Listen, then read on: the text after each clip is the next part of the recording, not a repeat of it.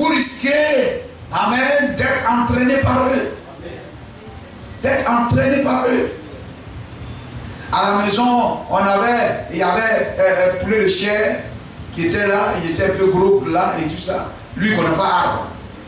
Poulet de chair, il ne connaît pas arbre. Lui, il travaille quand il fait nuit, il se met là, il dort. Et puis, il y avait des poussins qui avaient perdu leur maman. Hein? Vous comprenez? Il y avait des poussins qui avaient perdu leur maman. Donc, ils ont besoin de chaleur pour pouvoir dormir la nuit. Et j'étais là, je les regardais. Et ils sont allés rentrer en bas de poulet de chair. Le poulet même, il ne comprend rien. Le poulet, ça, si c'est vrai poulet, il va les chasser. Mais lui, il était là. Et tout le monde est le bienvenu. On peut tout faire. Ça, c'est l'église qui reçoit tout le monde. L'église poulet de chair reçoit tout le monde. Tu es comme moi, tu bois, tu es homosexuel, tu es femme qui vit comme ça, tu es garçon qui boit, qui fait ceci. Tu viens, il n'y a pas de problème. Les poussières sont allés rentrer en bas d'elle. En bas, sinon, je ne sais pas si c'est de lui ou bien d'elle. Ils sont allés rentrer en bas du poulet de chair.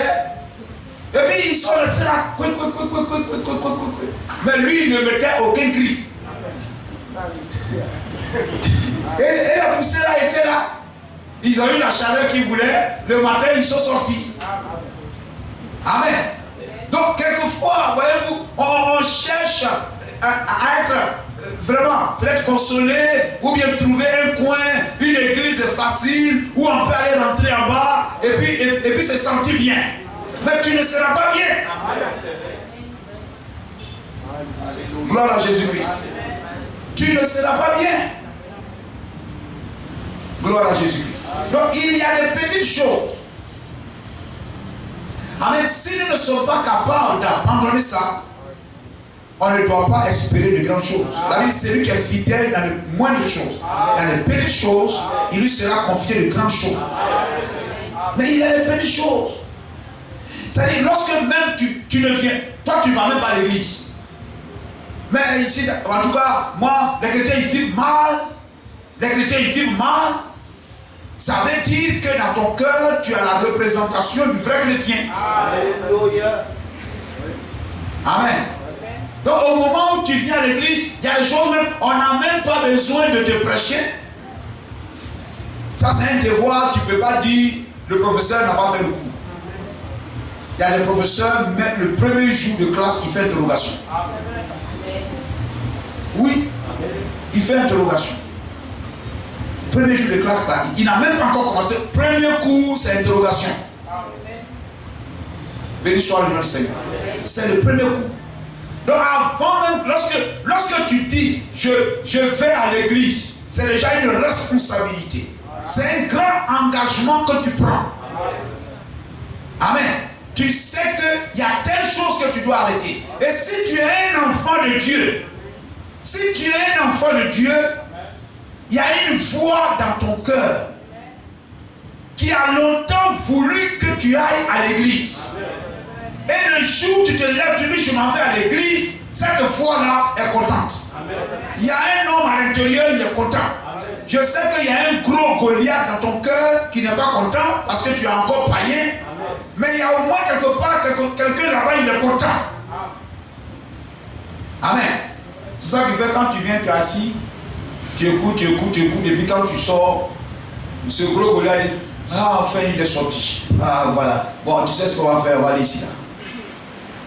Et nous soyons dans le Seigneur. Et puis tu t'en vas. Mais dans ton cœur, il y a quelque chose que tu dois commencer déjà à faire. Il y a déjà une vie que tu sais qu'on ne doit pas vivre comme ça déjà.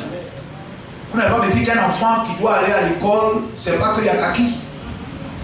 Il y a le bébé déjà, quand il va à l'école, déjà c'est le premier du peut-être après CP1, il va dire papa, tu n'as pas encore fait mon kaki là.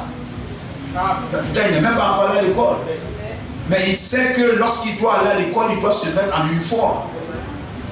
Je veux dire qu'il y a des choses, des moindres choses qu'on doit pouvoir faire.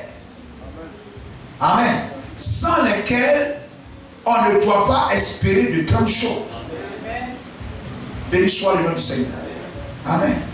Alléluia. Ensuite, on arrive maintenant, etc. Vous êtes un garçon, vous commencez à venir à l'église. Peut-être que vous avez une femme.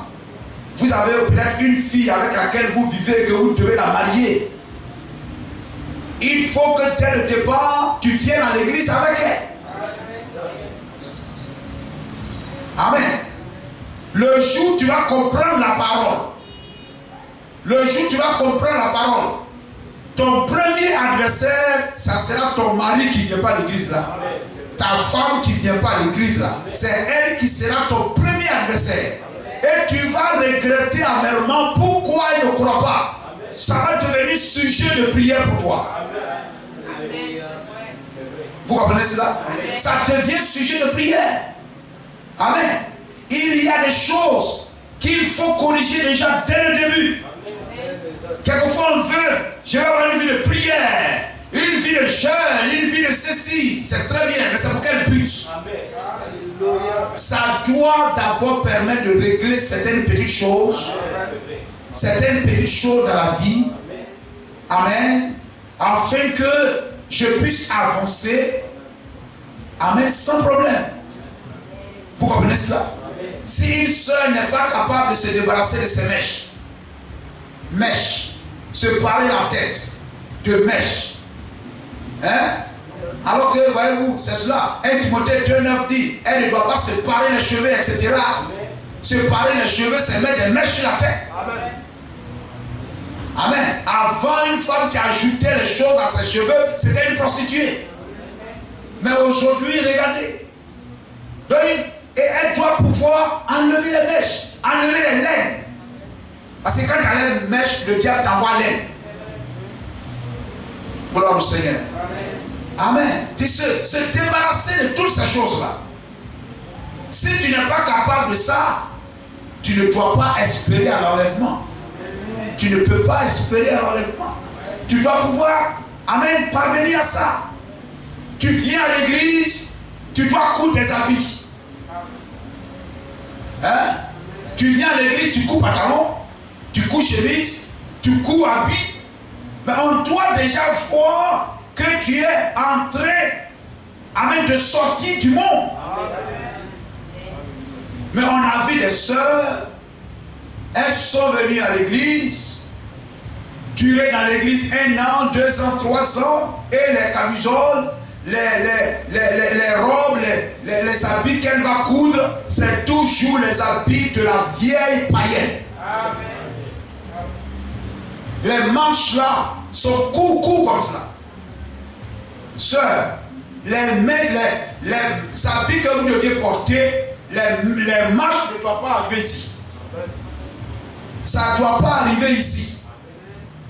Vous comprenez ça? Ça doit être ici au coude là-bas. Amen. Avant-hier, on a parlé sur le prisonnier. Nous sommes prisonniers de la parole de Dieu. Prisonnier n'a pas de vie. J'ai donné ma vie à Jésus-Christ, donc il n'y a plus de vie qui te reste. Quand tu as donné ta vie, ça veut dire que toi-même tu es mort. Amen. Donc tu n'as plus de volonté pour dire moi, il n'y a plus de moi parce que tu as donné ta vie à Jésus-Christ. Lui, il prend la vie là et il en fait ce qu'il veut. Il prend ta vie, il habille ça de la parole, il habille ça de la parole. Gloire au Seigneur. Donc l'habit que tu dois porter, la manche doit arriver ici. Vous comprenez cela? Amen. Parce que les manches qui arrivent ici là, ça c'est les pantalons culottes. Ça correspond chez les garçons aux pantalons culottes. Je ne sais pas si ça existe. C'est-à-dire, manche qui arrive ici là, c'est comme si tu as porté culotte. La manche doit arriver ici, ou bien manche longue. Ça ne doit pas dépasser le coude. Est-ce que vous m'avez compris? Si vous voulez vous faire, pas. Mais au Seigneur de Dieu, je vous ai dit. Amen. Je vous assure, vous allez trouver des soeurs, elles sont dans le message, elles portent mèche. Elles sont dans le message, habillent là, ça arrive là. Ça, c'est démangeaison moderne. Vous comprenez ça? Ça c'est démangeaison moderne. C'est-à-dire quand quelqu'un, ça le gratte, ça gratte la maison, c'est là la maison fait ça. Hein? Quand ça te gratte, là, tu fais comme ça. Et puis ça vient là. Nous sommes d'accord? Mais quand ça tu as fini de te gratter, tu tires la vie là. Et puis tu fermes bien. Donc une manche qui monte vers ici, c'est un habit mondain. Peu importe ce que les gens peuvent vous dire,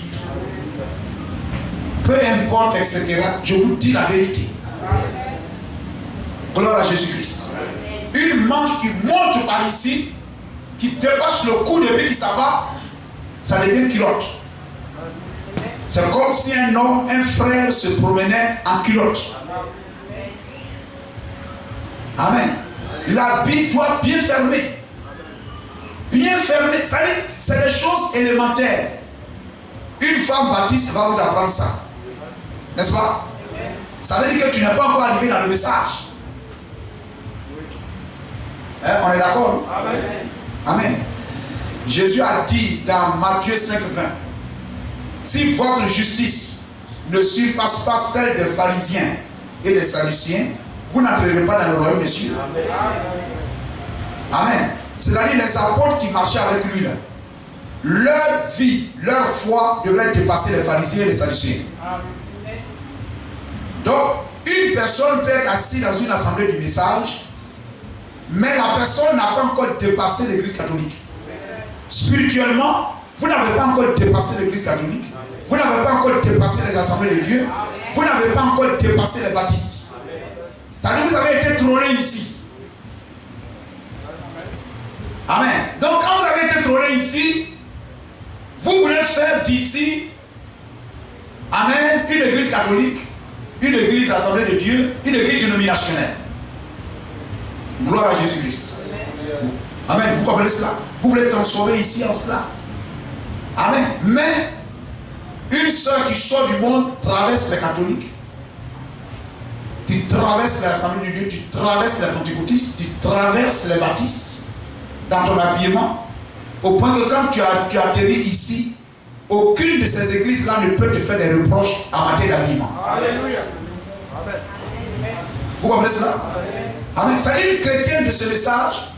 Aucune forme dénominationnelle, quelle que soit l'église dénominationnelle, ne peut faire des reproches à une sœur du message pour son habillement. Amen. Ça veut dire que ta justice a dépassé ces personnes-là.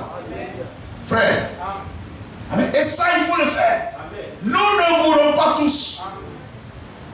Nous ne mourrons pas tous.